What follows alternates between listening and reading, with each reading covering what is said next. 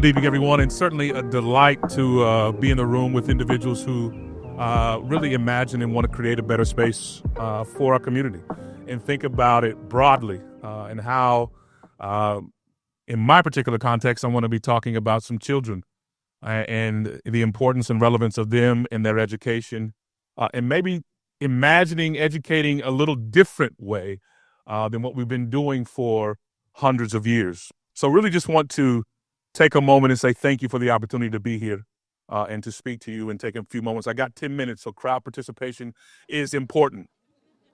So I want to kick it off real quick without advancing these slides. I want you to take a moment, close your eyes. When somebody asked you what you wanted to be, think back to that time. Somebody asked you, what did you want to be? I want you to think about what your response was and why that was your response and what influenced that response. And are you that person that you said you wanted to be then? 30 seconds to remember.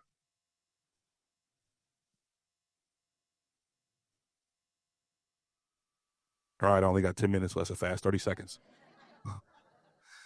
How many of you are that person you said you wanted to be back in your high school years? Raise your hand. Wow. When you think about that, that's why it's driving me to this connection about today. Kids can't be what they cannot see. And I firmly believe that. And I think about how you can create pathways to success through public and private partnerships. And I've actually been fortunate enough to not only participate in one and develop one, but I've also been fortunate enough to experience them across the country and abroad. And so I really want to start with this ideology that what happens if there's an opportunity in education to really spark a kid's interest? But what happens if you can't spark an interest because there's never been exposure? You've never seen, how can you think about being an electrical engineer if you've never seen or interacted with one? How can you think about being an anesthesiologist if you can't even pronounce the word or even know what is happening? Most commonly, people in the younger ages will refer back to, like, I want to be a police officer or a lawyer or a doctor, because those are the things that we interact with in a young age. So I submit to you today that, like, our kids need to see and experience different things in order to channel their energy into purpose and purpose in high school. And so I want to start with the problem. And really the problem is that there's this belief that education and real world are interconnected, and education is the driver to prepare kids for workforce. Let me let you in on a little clue here. Education hasn't changed a long time. Workforce is ever changing every single day. So how can you match those two things up and give kids an opportunity? How can I answer this question? How many of you ask this question? Why am I learning this? How is this really my future? Well, the solution is, how do we bridge the gap for kids? How do we create relevance in education? I'll talk a little bit about that in the role of public and private partnerships. That's an opportunity for us to create relevance, giving kids experiences and opportunities. That, to me, is the solution. And it requires more than just your traditional teaching. It requires exposure to business sectors. It requires exposures to entities and companies at an early age, which means that we have to think differently as employers about how we give youth access. How do we expose people to that? And so this is kind of what we'll continue talking to, is about this opportunity to develop public and private partnerships in education. Why? It gives kids an opportunity through real-world exposure, through internships, apprenticeships, mentoring. It also gives students skills development. What are the skills that they're learning in that space, in that internship? What are they learning in that apprenticeship? How might you see yourself in that space now that you're in it? And how early can we get students thinking about those things? Because I'm here to tell you, when kids get into high school, thinking about this stuff is probably a little bit too late. Now, I'm not saying that your middle school kid needs to know that he wants to be an electrical engineer, but have we given them opportunities to play in those spaces and think about those things differently? And then it gives them like this sense of possibility. What's achievable here in our own community?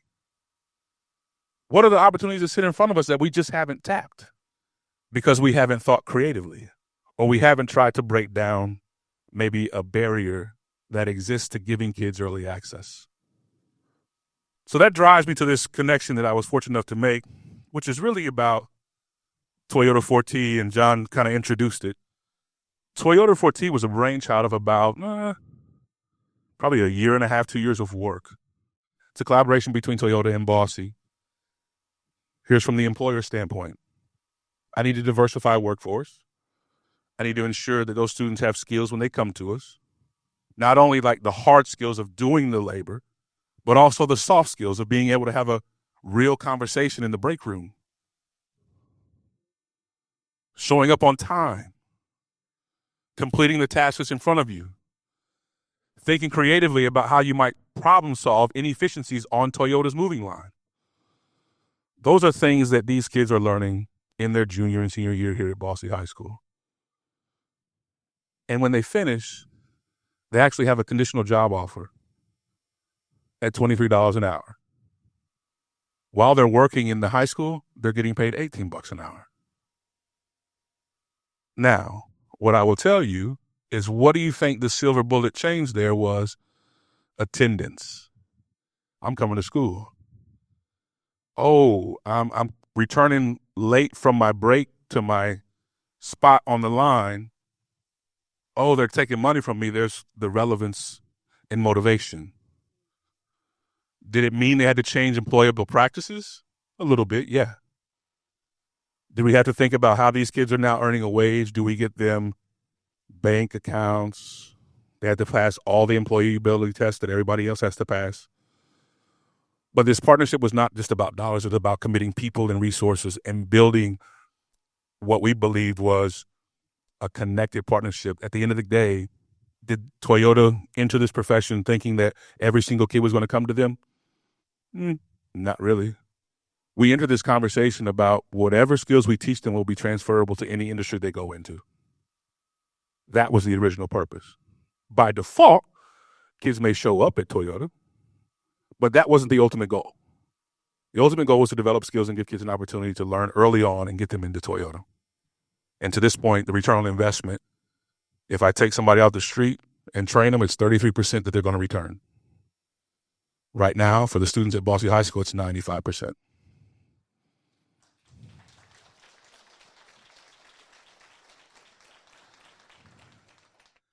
Thank you. These kids are learning hands-on experiences. And one of the unintended consequences is that the people who are at Toyota, an unintended consequence was like, there are folks who have been working at Toyota for 15, 20 plus, 30 plus years who have adopted 18-year-olds to teach them the ways of not only the culture and the climate, but how to operate in this space. Hey, let me teach you, youngster, about these missteps that I had. Let me teach you about savings and a Roth and a 401k. Let me teach you about how if you really get in this thing, you can work for 20 years and you can probably retire. That's what an unintended consequence was of our kids working together with Toyota. So you might say, like, well, Aaron, yeah, that's a great program. Are there any other opportunities? There are. There are a collection of them that are happening and bubbling up in Evansville. There are many of them that are happening across the country. And it's a priority to start to build career-connected learning, not only for the previous administration, but the incoming administration. This is a priority. So I will tell you this. Here's a few photos that you can see what they're actually doing. And yes, this is a mock moving line that moves the same pace as the one at Toyota in my building. Those are our students practicing before they actually go to Toyota.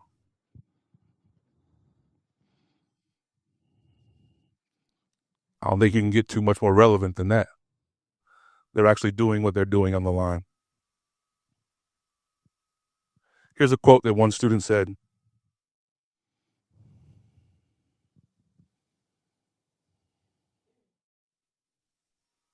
And everybody can see that, I hope so.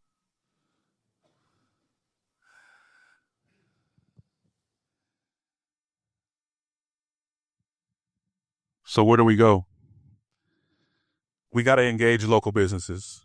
We got to think broad and we got to think differently. Because there are a multitude of opportunities for us to start to think like this. Small opportunities like this. I think Berry Plastics has embarked on one. There are other people who are thinking about it. And this is just one avenue.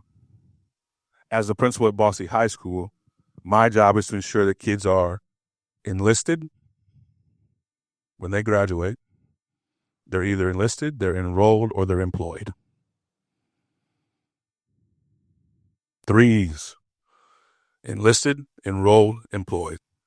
And I'm talking high wage, high demand jobs, or they're enrolled to further their educational career. If I can have that happen with 100% of my kids, I've done my job. And we have done our job as a community if we provide those spaces. So I say one comes, the next opportunity comes. Sabik comes in. Yeah, that used to be the chemistry lab. I don't think I'd tell you go cook a Pop-Tart in there, let alone mix some chemicals. Through their partnership, look what happens.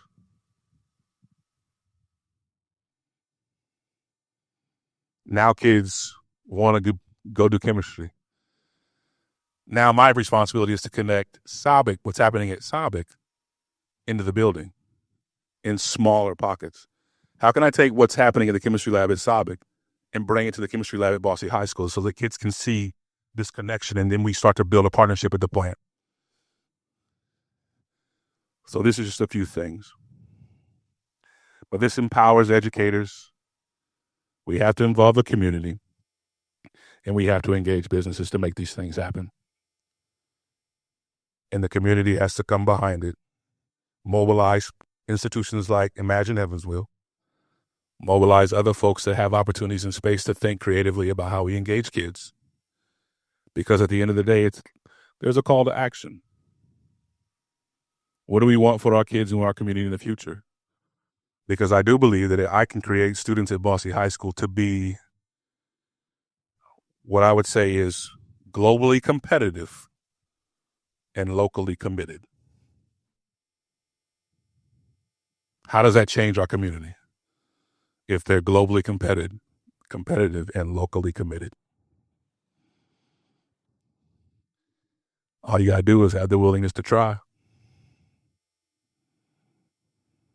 and then reap the benefits and celebrate the opportunities that kids have in front of them because they now reach their destiny or see themselves in a space that they never once did.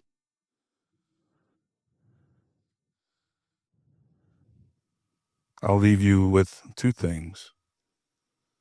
I don't like reading slides to people, but let's create a space where no student's potential is left untapped. And that's just the days and age of it just being the schoolhouse can no longer continue. It has to be an entire community. Why? Because kids can't be what they can't see. Thank you.